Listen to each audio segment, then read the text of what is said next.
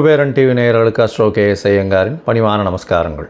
மாத பலன் வைகாசி மாதம் பராபவ வருஷம் 15/5/2026 14/6/2026 வரலும் உண்டான காலகட்டம். கன்னி, உத்தரம், ஹஸ்தம், சித்திரை இந்த 3 நட்சத்திரம் 9 பாதங்களை கொண்ட ராசி. ராசியின் அதிபதினு சொல்லக்கூடியவர் புதன். உங்களுடைய ராசிக்கு பார்த்தேன்னா ராசியின் அதிபதி 9ஆம் இடத்துல இந்த மாதம் ஆரம்பிக்கும் பொழுது இருக்கார். இந்த மாதத்தில் பார்த்தடையானால் இப்போ சூரியன் 9ஆம் இடத்துல இருக்கார், சுக்கிரனும் புதனும் சேர்ந்து இருக்கார். அதாவது பராபவ வருஷம் வைகாசி மாதம் 15ஆம் தேதி 15/5/2026 பார்த்தேன்னா 15/5/2026 14/6/2026 வரலும் உண்டான காலகட்டம். மாத கிரகங்கள்னு சொல்லக்கூடிய சூரியன், செவ்வாய், புதன் மற்றும் சுக்கிரனுடைய மாற்றங்களை வச்சு தான் மாத பலன்களை சொல்லுவோம். இந்த மாத கிரகங்களை பற்றி பார்க்கும்பொழுது உங்களுடைய ராசிக்கு 9ஆம் இடத்துல 3 கிரகங்கள் இந்த மாதத்தில் ஆரம்பிக்கும் பொழுது இருக்குது.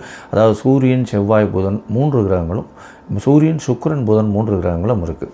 செவ்வாய் 8ஆம் இடத்துல ஆட்சி பெற்று போயிருக்கிறது ரொம்பவுமே விசேஷம். 8ஆம் இடத்துல அஷ்டமாதிபதி 8ஆம் இடத்துல போய் இருக்கிறது ரொம்பவுமே விசேஷம். இருந்தாலும் வெளிநாடு, வெளியூர், வெளிமாநிலம் சுற்றுப்பயணம் மேற்கொள்ள வேண்டிய காலகட்டமாக இருக்கும். நிச்சயமாக உடல் நலத்தில் சூடு சம்பந்தமான, உஷ்ண சம்பந்தமான பிரச்சனைகள் வரக்கூடிய வாய்ப்புகள் உண்டு. பணம் நிச்சயமாக, அதாவது ரியல் எஸ்டேட் பிஸ்னஸ் பண்ணுறவங்களுக்கு பெரிய ஏற்றம் இருக்கும். நிலத்தின் மூலியமாக அதீதமாக பணம் வரக்கூடிய வாய்ப்புகள் இந்த காலகட்டத்தில் உண்டு. 15ஆம் தேதி அன்றைக்கே பார்த்தோன்னா உங்களுடைய ராசிக்கு 9ஆம் இடத்துல இருக்கக்கூடிய சுக்கிரன் 10ஆம் இடத்துல போகிறார். 9-10 பரிவர்த்தனை ஆகக்கூடிய காலம். நல்ல ஒரு ஏற்றம். பொது காரியங்களில் இருக்கிறவங்களுக்கெல்லாம் நல்ல ஒரு ஏற்றம் கிடைக்கும். உங்களுக்கு ஒரு பெரிய ஐடென்டிட்டி கிடைக்கும். உங்களுடைய புகழ், அந்தஸ்து, கௌரவம்லாம் உயரக்கூடிய வாய்ப்புகள். ஏன்னா 9-10 அதிபதிகள் நல்ல ஒரு பொசிஷனில் இருக்கக்கூடிய காலகட்டம். 26/5/2026 பார்த்தோன்னா 10ஆம் அதிபதி 10ஆம் இடத்துக்கு வரார். 10ஆம் அதிபதி அப்படின்னு சொல்லக்கூடியவர் பார்த்தாலேயானால் புதன், அவரே 10ஆம் இடத்துக்கு வரார். நிச்சயமாக தொழிலில் பெரிய ஏற்றம் இருக்கும். குருவும் மாறிடுறார், 11ஆம் இடத்துக்கு வர்றார். 10ஆம் அதிபதி, அதாவது 10ஆம் இடத்துல குரு இருக்கும்போது சில தொல்லைகள் இருக்கும். அதெல்லாம் மாறி இப்போ 11ஆம் இடத்துக்கு குரு 26/5/2026 வரப்போகிறார். அதனால் உங்களுக்கு பெரிய புகழ், பதவி, அந்தஸ்து, கௌரவம்லாம் வரக்கூடிய வாய்ப்புகள் நிச்சயமாக உண்டு. 11ஆம் இடத்துல இருக்கக்கூடிய குரு பகவான் மூலியமாக திருமண யோகமும் நிச்சயமாக கிடைக்கும்.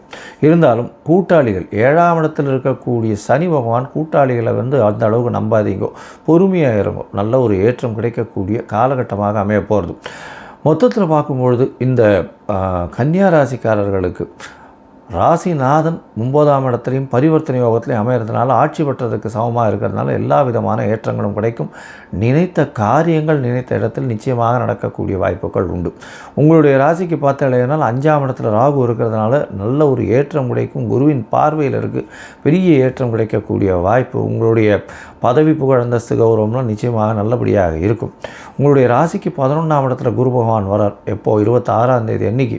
அது ஒரு பெரிய மாற்றத்தை ஏற்படுத்தக்கூடிய வாய்ப்பு. தொழிலில் நல்ல ஒரு ஏற்றத்தை கொடுக்கும். திருமண பாக்கியம் ஏற்படக்கூடிய வாய்ப்புகள் நிச்சயமாக இருக்கும். குழந்தை பிராப்தி பார்த்துட்டு இருக்கிறவர்களுக்கு கண்டிப்பாக குழந்தை பிராப்தி ஏற்படக்கூடிய காலகட்டமாக இருக்கும்.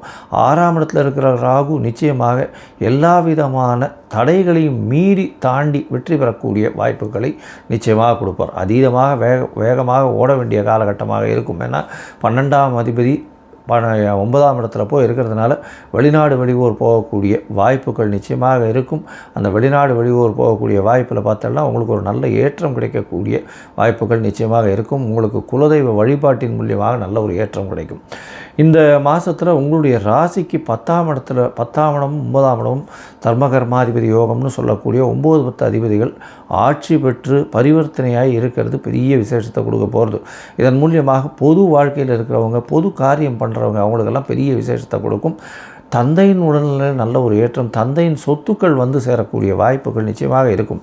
8ஆம் இடத்தில் ஆட்சி பெற்ற செவ்வாய் வேறு இருக்கிறதுனால ரியல் எஸ்டேட் வியாபாரத்தில் பெரிய ஏற்றம் இருக்கக்கூடிய வாய்ப்புகள் நிச்சயமாக இருக்கும். பேச்சில் கொஞ்சம் ஜாகிரதையாக இருக்கும். ஏன்னா செவ்வாயினுடைய பார்வை 2ஆம் இடத்துல உழருது.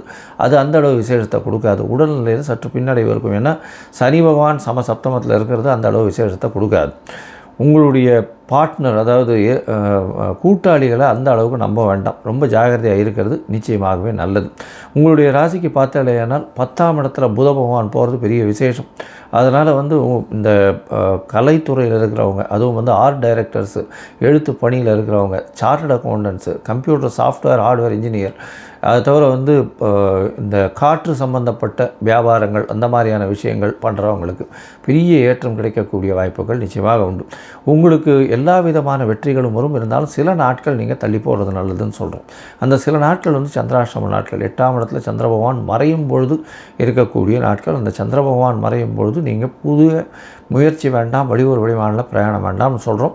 இந்த சந்திராஷ்டம தினம் என்னென்னைக்கு வருது அப்படின்னு பார்த்தோம்னா, சந்திராஷ்டம தினம் 15/5 16/5, அது தவிர 10/6 12/6, இந்த 13/6, இந்த 5 நாட்கள் இருக்குது. அதனால் உங்களுடைய சந்திராஷ்டம நாட்களை குறித்து வச்சுக்கோங்க. அந்த நாளில் புதிய எந்த ஒரு காரியத்தையும் எடுக்க வேண்டாம். ஒருவேளை பண்ண வேண்டி இருந்தது அப்படின்னா, சந்திர பகவானுக்கு உண்டான எளிய பரிகாரங்கள்னு சொல்லக்கூடியது, அதாவது அருகில் இருக்கக்கூடிய கோசாலையில் உங்களால் முடிஞ்சதுன்னா ஒரு அகத்திக்கீரை கட்டு பசுமாட்டுக்கு வாங்கி கொடுங்க. உங்களுடைய சந்திராஷ்டமத்தின் தாக்கம் நிச்சயமாக குறையும்.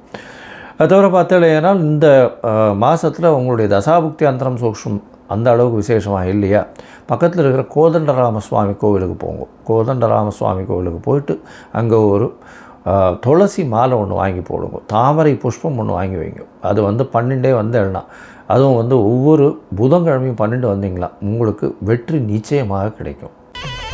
ஸ்ரீ குபேரன் டிவியை பார்த்தமைக்கு நன்றிகள். மேலும் இது போன்ற தகவல்களை தெரிந்து கொள்ள ஸ்ரீ குபேரன் டிவியை சப்ஸ்கிரைப் செய்யுங்கள். மறக்காமல் பெல் ஐக்கானை கிளிக் செய்யுங்கள்.